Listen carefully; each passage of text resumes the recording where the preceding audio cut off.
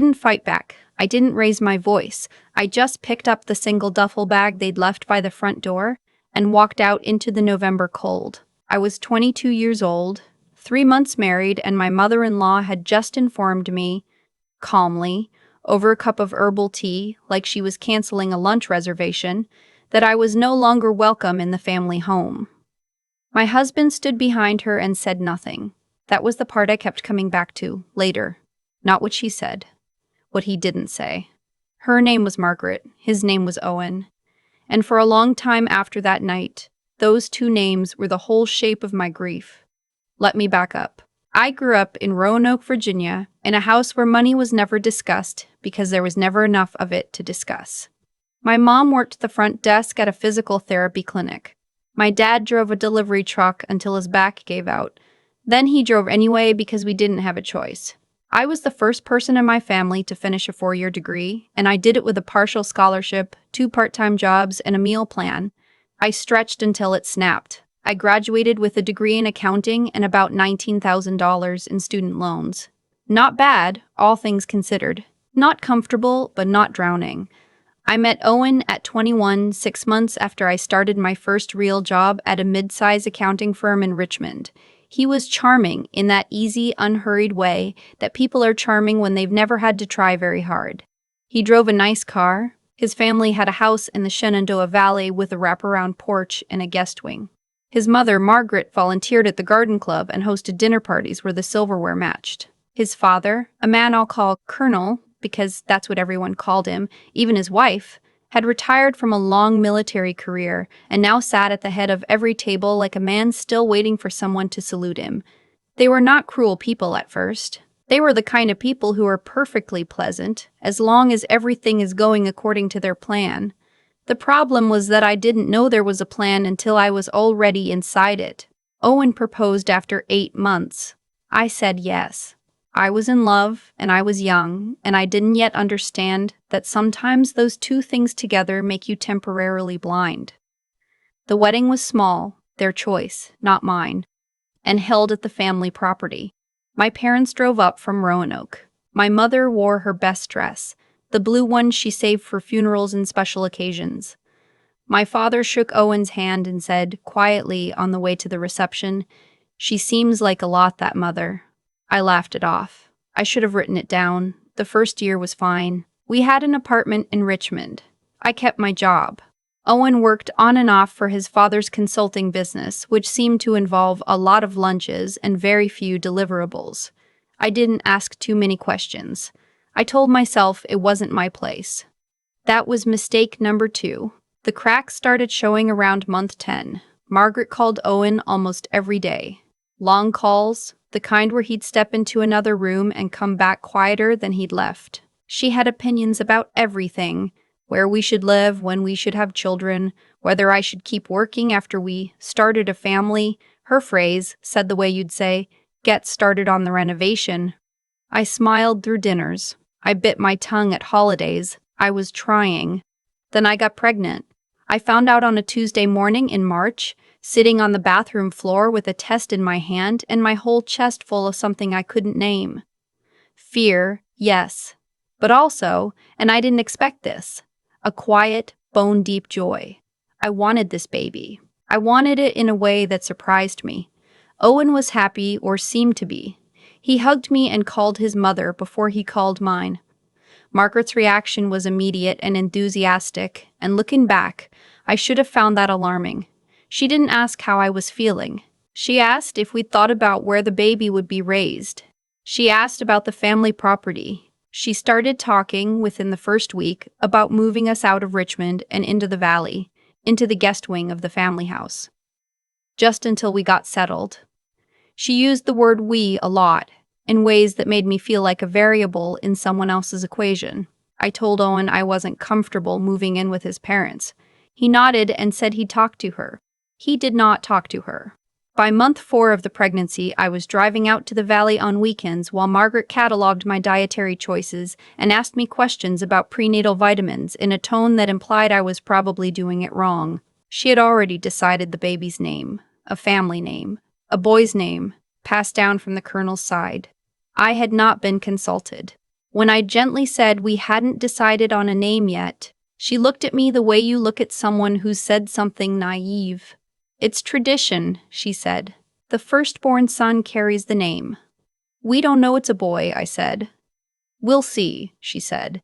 I told Owen that night that I needed him to set a boundary. He told me I was being sensitive. He told me his mother meant well. He told me this was just how his family was. I lay awake for a long time listening to the house settle and thinking about the word sensitive and how it tends to be used by people who would like you to stop having feelings that inconvenience them. The miscarriage happened at 16 weeks. I don't talk about this much, even now. I'll just say that it was the kind of loss that doesn't announce itself with drama. It's quiet. It empties you out in a way you don't fully understand until days later when you reach for something, a feeling, a plan, a version of the future, and find nothing there. Owen was distant in the way that grief sometimes makes people distant. I understood that at first, but Margaret called 3 days after the hospital visit and spent most of the call talking about how hard this was for Owen, how he'd always imagined having a son, how she hoped we'd try again soon because these things happen for a reason. I sat on the edge of the bed and held the phone and did not say what I wanted to say. I went back to work 2 weeks later. I needed the structure. I needed something to do with my hands. My colleagues were kind. My boss, a woman named Paula who had been running the forensic accounting division for 11 years and who I had always quietly admired, called me into her office and asked, once, if I was okay, and then never brought it up again in a way that made me feel watched. She just let me work. I have been grateful for that ever since. Owen and I limped along for another 5 months. I was trying to grieve and also trying to save something that I was starting to suspect had never been entirely solid. He was spending more time at his parents' house. Margaret had started making comments, subtle at first, then less so, about whether I was really suited to the life Owen needed. She never said it directly to me. She said it to Owen. Owen told me about it the way people tell you things they want you to hear but don't want to be responsible for saying. The night everything ended, I came home from work to find Margaret sitting in our living room. Owen was there. They had, I would learn, been there for 2 hours. On the coffee table was a folder. Margaret told me that the family felt, given the circumstances, she paused meaningfully on circumstances, as though the miscarriage were a character flaw, that it would be better for everyone if Owen and I took some space. The folder contained paperwork, not divorce papers, not yet, a separation agreement prepared by the family's attorney. You knew about this, I said to Owen. He looked at the floor. He said, I think it might be best. I stood there for a moment. I looked at the folder. I looked at my husband, who had chosen in this moment to sit beside his mother rather than stand beside his wife. And I thought about the girl I'd been in Roanoke, working double shifts at a restaurant on weekends to help cover utilities, finishing her homework at 11 p.m., telling herself it would be worth it. I thought about what that girl would think of this room, this moment, this man. I picked up my keys. I'll have my things out by Friday, I said. I did not look at Margaret when I left. I didn't give her the satisfaction. I moved into a furnished studio apartment in Richmond that cost me $1,100 a month and felt, at first, like the loneliest place on earth. I ate cereal for dinner more nights than I want to admit. I cried in the car on the way to work and pulled myself together in the parking garage before going in. I became very good at the transition between falling apart and functioning. It's a skill. I don't recommend acquiring it. The divorce was finalized 7 months later. Margaret had apparently expected me to fight over assets. I didn't. I took what was mine, my car, my savings, my personal belongings, and I let Owen have the rest. My attorney asked me twice if I was sure. I was sure. I didn't want anything from that family. I wanted to be clean of it. What I had going for me, my job, which I was genuinely good at, Paula had put me on a fraud investigation consulting project the previous fall, and something had clicked. I had a mind for it. The way numbers tell stories, the way discrepancies hide in plain sight if you know a pattern to look for. I started putting in extra hours, not because I was trying to prove something, because it was the only place where everything made sense. Paula noticed. She started giving me more complex cases. I got my CPA, then my CFE, certified examiner, while working full-time. I went to the night classes in uncomfortable chairs and fell asleep on the bus home and woke up in time to do it again. I was not graceful about any of this. I was just stubborn. By 26, I was leading my own investigation team. By 28, I was making more money than Owen had ever made in any given year. I knew this because Richmond is not a large city and mutual acquaintances exist, and sometimes information finds you whether you seek it out or not. I didn't think about Owen much. I thought about the miscarriage more and for longer, which surprised me. Grief doesn't follow the hierarchy you expect it to. I bought my own condo at 29. 2 bedrooms, hardwood floors, a balcony that looks out over the river. I remember standing in it the first time after the closing, holding the keys and feeling something that I can only describe as a clearing, like weather passing through. I met someone good eventually. Not the point of this story, but worth mentioning, because for a long time I worried that I'd lost my capacity for trust, and I hadn't. It was just resting. What I'm getting to is this. About 18 months ago, when I was 33 and minding my own business in my own condo on a Sunday morning with coffee and a good book, my phone rang. Unknown number, Virginia area code. I almost didn't answer. I'm glad I did, in the way you're glad you watched a storm from somewhere dry. It was Owen. I hadn't spoken to him in over 10 years. His voice was the same, that unhurried, easy quality, but something underneath it was different, tighter. He asked how I was. I gave him nothing. I waited. He told me that there had been some financial difficulties with the family. The consulting business had collapsed during a bad stretch. He didn't say when, he didn't say why, but I could read between the lines. The colonel had passed away 2 years earlier. Margaret was still in the valley, in the family house, but the house had a second mortgage now, and the property taxes were behind, and there was a situation with some investments that had gone badly. And then he said, "My mother would like to see you." I let that sentence sit on the air for a moment. "Margaret," I said, "wants to see me." "She has something she wants to say to you," he said. She asked me to reach out. I want to be honest about what I felt in that moment because I think people expect it to be satisfaction, and it wasn't. It was something quieter and stranger. It was the feeling of having been right about something you would have preferred to be wrong about. I told Owen I would think about it. I spent a week not thinking about it, and then thinking about it too much, and then deciding that I was a grown woman who had built a life from nothing, and I was not afraid of an old woman in a farmhouse in the Shenandoah Valley.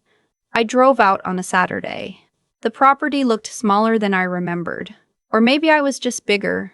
The wraparound porch needed repainting. The garden had gone a little wild. Margaret met me at the door. She was in her mid-70s now, smaller than my memory of her, and her hand shook slightly when she pushed open the screen. She looked at me for a moment with an expression I couldn't entirely read, and then she said, "Come in." We sat in the front room where she used to hold her dinner parties. Owen was there, standing by the window. He looked at me the way he'd looked at the floor that night in our living room, like he was hoping the architecture would help him avoid the moment. Margaret folded her hands and told me that they were going to lose the house, that the family attorney had identified one potential option, a private refinancing arrangement or a co-signed loan that could buy them time to sell certain assets properly rather than in a fire sale. That she had, after some deliberation, asked Owen to contact me, because I was, she understood, working in finance. She said, "We were hoping you might be in a position to help." The room was very quiet.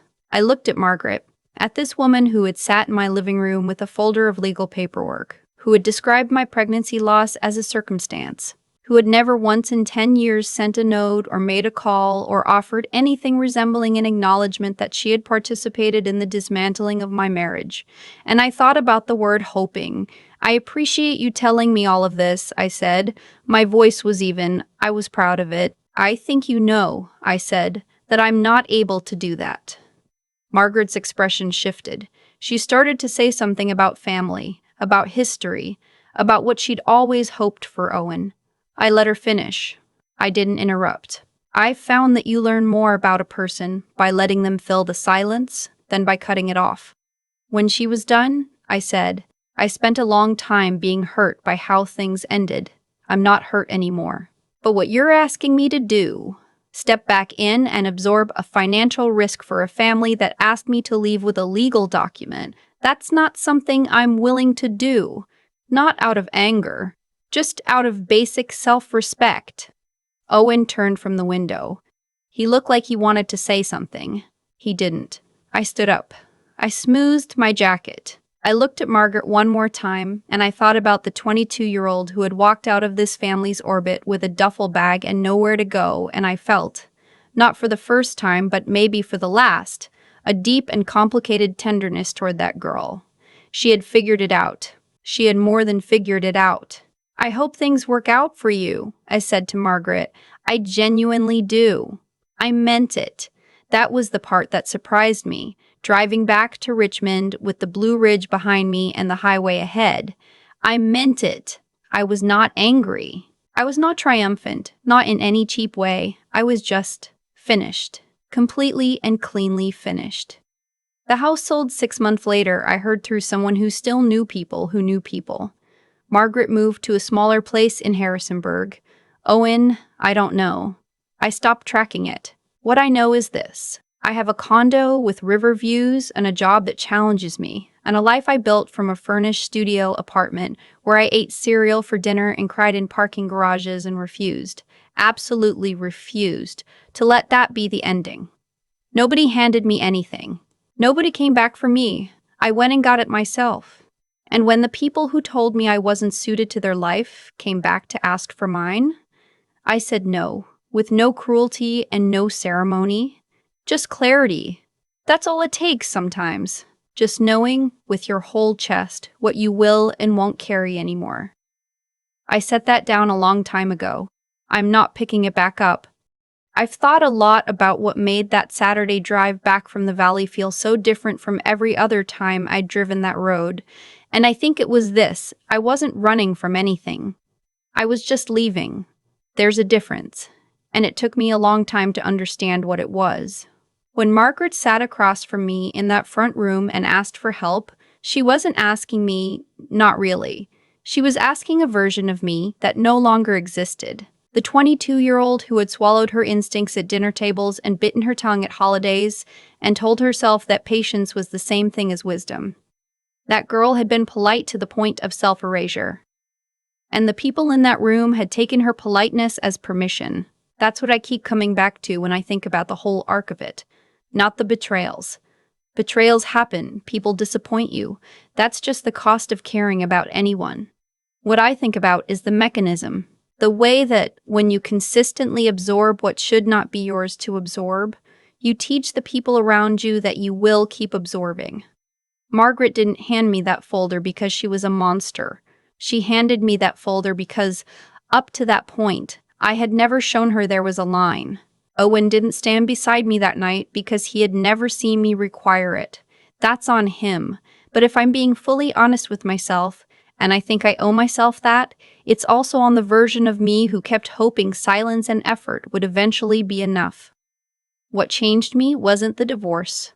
It wasn't even the miscarriage, though that loss carved something out of me and left a different kind of space behind. What changed me was the work. Going back to that office 2 weeks after the hospital, sitting down at my desk, opening a spreadsheet, and finding that the numbers still made sense when nothing else did. Paula handing me harder cases because she saw something in me I was still trying to locate in myself. The slow, unglamorous accumulation of capability. The CPA study guides on the bus. The CFE exam I almost rescheduled twice. The first case I led where I found the discrepancy nobody else had caught and felt, for the first time in years, completely certain of my own mind. Intelligence isn't just what you know. It's the willingness to keep learning, when learning is uncomfortable and unrewarded and happening at 10 p.m. in a plastic chair. Integrity isn't just about the big moments. It's about what you do when the easier thing would be to go along, to keep quiet, to let someone else's version of you stand in for the real one. And the will to keep going, that's not something you summon once and then have. It's a practice. You rebuild it every morning you get up and try again. I didn't say no to Margaret out of anger. I said no because I had spent 11 years becoming someone whose answer to that question could only ever be no. The work made that possible. The choices made that possible. One honest decision at a time, compounded. She didn't get a miracle from me that day, but I think I gave myself one. A long time before, when I decided that the only life worth building was one I could actually stand behind.